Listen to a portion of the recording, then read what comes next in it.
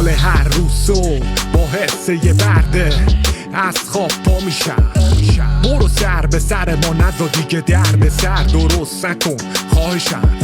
چند سال کار میکنم ولی دوستا احتکار میکنم. منم اخده رو انبار میکنم و بیهودگی رو دنبال میکنم. من بابام 50 پاره شده دیگه زیر فشار از هر جایی. میگه حتی به قیمت تحمل تنهایی برو نمون اینجا که نداری فردایی.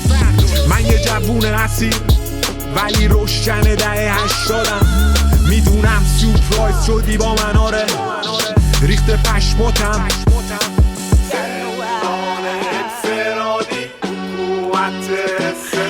واسه 2 کلمه یه سال انفرادی اعدام واسه یه حرکت اعتراضی. فراموش نمی کنیم پر از انفجاری میکشیم پایین در شرف انقراضی.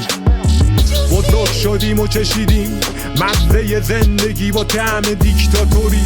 کمیته یه گام لباس شخصی یا چند تا وحشی موتوری. چند ساله به استخون رسیده کار تا که بیدار بشینیم همه تا سپیده باز. یه داغ بزرگ که میشینه روی سینه باز. این چه زندانیه که جای سپیده هاست. این چه زندانیه که جای سپیده هاست. تا که بیدار بشینیم همه تا سپیده باز.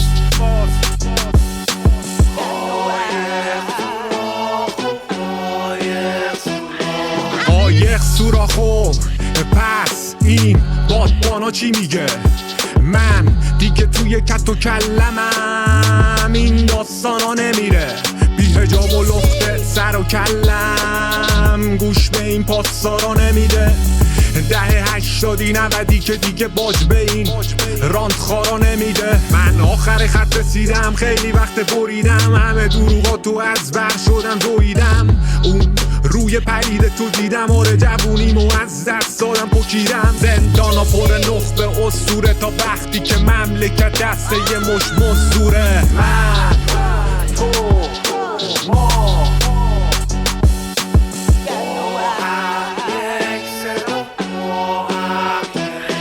فراموش نمی کنیم از یادمون نمیره. خاموش نمی کنیم فریادمونو دیگه.